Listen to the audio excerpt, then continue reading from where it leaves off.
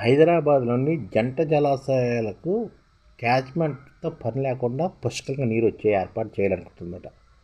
కొండపోచమ్మ నుంచి గోదావరి నీటిని పంపింగ్ చేయాలనుకుంటున్నారు.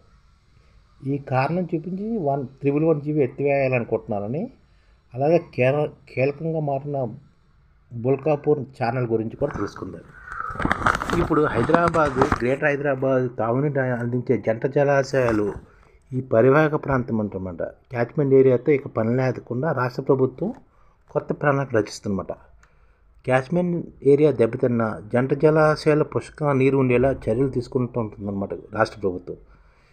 111 జీవోను తొలగిస్తూ క్యాబినెట్ నిర్ణయం తీసుకున్న సందర్భంలోనే ఉస్మాన్ సాగరు అంటే గండిపేట, హిమాయత్ సాగరు గోదావరి నీళ్ళతో నింపుతామని కూడా ప్రకటించింది. ఇది గతంలో జరిగిందనమాట. అంతేకాకుండా నగరం నడిబోడిన వర్షాధార జలాశయం ఉన్న హుస్సేన్ సాగర్ను సైతం గోదావరి జలాలతో నింపుతామని పేర్కొంటుంది. అయితే జంట జలాశయాలు గోదావరి జలాలను తీసుకురావడానికి హుస్సేన్ సాగర్ నింపడానికి బుల్కాపూర్ ఛానల్ కీలకంగా మారుతుందని ఉన్నతాధికారులు చెప్తారన్నమాట. నగర అభివృద్ధిలో బుల్కాపూర్ ఛానల్ కాస్త నాలాగా మారి ప్రస్తుతం హుస్సేన్ సాగర్కు సివరేజ్ వ్యర్థాలు మోసుకొస్తున్న గోదావరి జలం ప్రవహించేలా చేయడం సాధ్యమే అంటున్నారన్నమాట. అంటే ప్రస్తుతం బుల్కాపూర్ ఛానల్ సివరేజ్ వ్యర్థాలు మోసుకొస్తుంది హుస్సేన్ సాగర్కి. ఇది గోదావరి జలాలు ప్రవహించేలా చేయడం ఇక్కడ నుంచి ఈ నాలుగు చేస్తారన్నమాట. వాస్తవానికి జంట జలాశయాల చరిత్రను పరిశీలిస్తే వాటి ఆవశ్యకత ఏంటో మనకు తెలుస్తుంది అన్నమాట. గోదావరిలో ఈ బుల్కాపూర్ ఛానల్ గోదావరి నీళ్ళు తేవాలనుకుంటారు. అందుకని ఒకసారి జంట జలాశయాల చరిత్ర మనం తెలుసుకుందాం. 1900 హైదరాబాద్ వరదలు ముంచెత్తిన సందర్భంలోని భవిష్యత్తులో మరోసారి అలాంటి సమస్య రాకూడదని చూడాలని నాటిని నిజాము మీర్ ఉస్మాన్ అలీ ఖాన్ ప్రఖ్యాత ఇంజనీర్ మోక్షకు నిశ్చయించిన బాధ్యతలు అప్పగించారు. దీంతో విశ్వేశ్వరయ్య ఉస్మాన్ సాగరు, హిమాయత్ సాగర్ జంటశాలను రూపకల్పన చేశారు.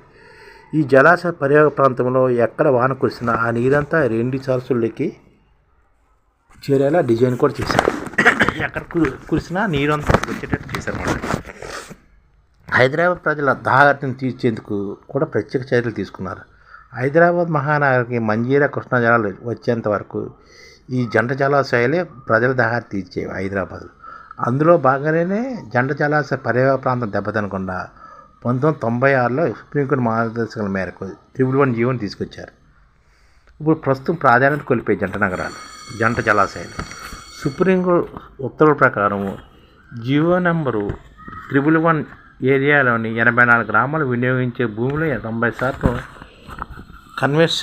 కన్వర్షన్ కోసం కేటాయించాలి. అంటే ఈ ప్రాంతంలోని భూముల్లోని 90% భూములు వాటర్ కోసం కేటాయించాలన్నమాట. ఈ కన్వర్షన్ జోన్లు పూర్తిగా వ్యవసాయ భూములుగానే ఉండాలన్నమాట. ఈ 90% భూములు వ్యవసాయ భూమిగా ఉండాలన్నమాట.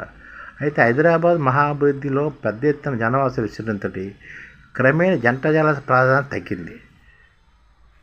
అందుకనే ఉస్మాన్ సాగర్ నుంచి 65 మిలియన్ లీటర్లు, హిమాయత్ సాగర్ నుంచి 11 మిలియన్ లీటర్లు నగరానికి తరలిస్తుండగా, ఉస్మాన్ సాగర్ నుంచి 65 మిలియన్ లీటర్లు, హిమాయత్ సాగర్ నుంచి 11 మిలియన్ లీటర్లు నీరు నగరానికి తరలిస్తుండగా, ఎంతో దూరం కృష్ణా, గోదావరి, సింగూరు, మంజీరాల నుంచే 2470 మిలియన్ లీటర్లు నిత్యం నగరానికి తరలిస్తున్నారు. ప్రస్తుతం గ్రేటర్ హైదరాబాద్ వినియోగించే తాగునీటి జంట జలాశయాల వాటా 3% లోపే. అంటే అందుకని జలాశయాల మీద 3% మీద ఆధారపడుతుంది హైదరాబాద్ ఈ జంట జలాశయం. అందుకనే 111 జీవో తీయాలనుకుంటున్నారు. ఈ జలాశయ పరిరక్షణకు ఉన్న 111 జీవోను తొలగించడంపై ఏడాదికి పైగా రాష్ట్ర ప్రభుత్వం హడావిడి కూడా చేస్తుంది. ఈ క్రమంలోనే జంట జలాశయాల నుంచి హైదరాబాద్ మహానగరం తాగునీటి అవసరాలు అత్యంత తక్కువగా ఉండేయాలని రాష్ట్ర ప్రభుత్వం వాదన కూడా ఉంది. కానీ పర్యావరణ ప్రాంతంలో కురిసే వర్షంతో జంట జలాశయ నీరు చేరుతుందని 111 జీవో తొలగింపుతో జలాశయాల క్యాచ్మెంట్ ఏరియా దెబ్బతింటుందని పర్యావరణలు స్వచ్ఛంద సంస్థ గగ్గోలు పెడుతున్నారు. అయితే దీనికి ప్రతివాదంగా రాష్ట్ర ప్రభుత్వం గోదావరి జలాన్ని తెరపైకి తెచ్చింది. 111 జీవో తొలగింపు సందర్భంలోనే జంట జలాశయ క్యాచ్మెంట్ ఏరియాస్ పని లేకుండా ఉస్మాన్ సాగర్తో పాటు హుస్సేన్ సాగర్ను గోదావరి జలాలతో నింపాలని ప్రణాళిక పడుతుందన్నమాట. అది ఎలాగంటే చూద్దాం. కొండపోచమ్మ నుంచి వస్తుంది అన్నమాట వాటర్. హైదరాబాద్ తాగునీటి అవసరాల కోసం 100 కిలోమీటర్ల దూరంలోని ఎల్లంపల్లి ప్రాజెక్టు నుంచి గోదావరి జలాలను 2015 నుంచి తరలిస్తున్నారు. అయితే కాళేశ్వరం ప్రాజెక్టులో భాగంగా నగరానికి 50 కిలోమీటర్ల దూరంలో సిద్దిపేట జిల్లా మండల పరిధిలోని 15 టీఎంసీ నీటి నిల్వ సామర్థ్యంతో కొండపోచమ్మ రిజర్వాయర్ నిర్మించారు.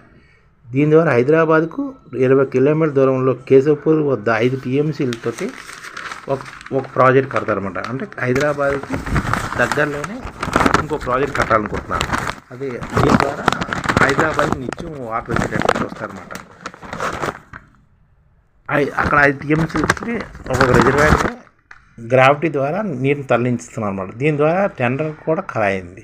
కొంతమేరకు భూసేకరణ కూడా పూర్తింది. ప్రత్యామ్నాయంగా కొండపోచమ్మ రిజర్వాయర్ నుంచి నారాయణపూరు, మూడుచింతలపల్లి మీదుగా బొమ్మరాజుపేట ద్వారా సామీర్పేట, సైనిక్పూర్ మీదుగా నగరానికి నీటిని తరలించిన ప్రణాళికలు కూడా ఉన్నాయి. ఈ 2 ప్రణాళికల్లో ఒకటి తాగునీటి అవసరాలను వినియోగిస్తే మరొకటి జంట జలాశయాల నీటిని తరలించాలని యోచిస్తున్నారు.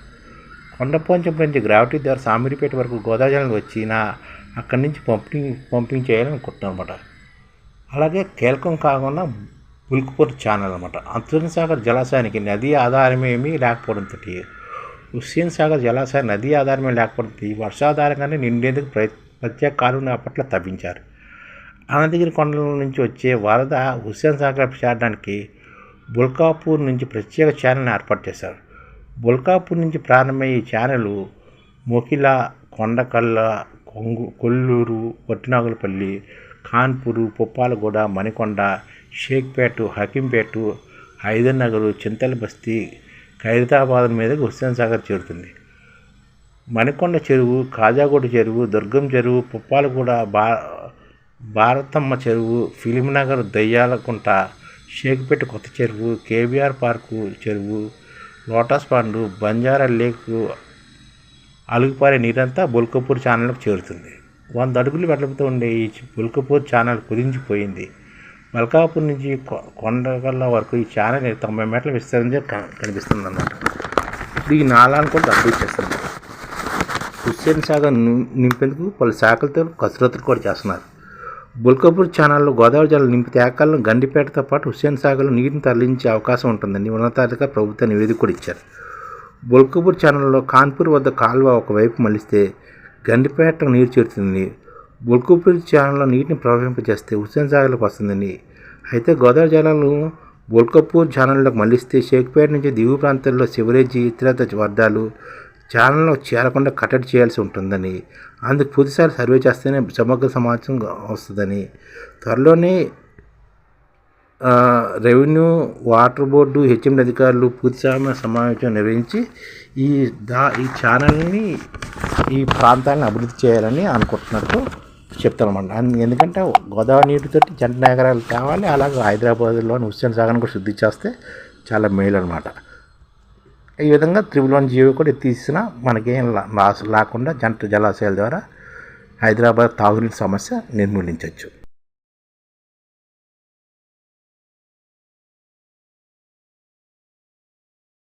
ఈ ఛానల్ ముఖ్య ఉద్దేశం ఏంటంటే మన తెలుగు రాష్ట్రాల్లో 1 కోటి మందికి సంఘటిత రంగాల్లో ఏ విధంగా ఉద్యోగాలు ఇవ్వవచ్చు, కనీస నెల జీతం 30,000 వరకు ఏ విధంగా ఇవ్వవచ్చు, ఏ విధంగా చేస్తే ఉద్యోగాలు సృష్టించబడతాయో వివరిస్తూ ఈ ఛానల్ వీడియోలు వస్తాయి.